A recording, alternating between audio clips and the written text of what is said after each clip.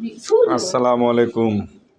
অনেক দিন পর আজকে বাসায় ছেলে মেয়েদের সময় দিতেছি, তাই বাসার ম্যাডাম বলল কি খাবে, তাই আমি ভাবলাম যে অনেক দিন ফুচকা খাওয়া হয় না, তাই ফুচকা বানাও।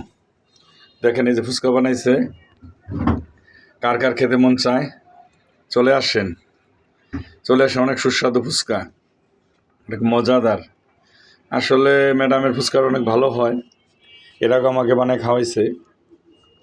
তো ওদিনকে আমি ফুচকা আনছি, তো ভাবলাম তো আজকে একটু বানাক ফুচকা, বাসায় যখন আসি বিকেলবেলা, তো একটু টেস্ট করে দেখি ফুচকাটা কেমন হয়েছে।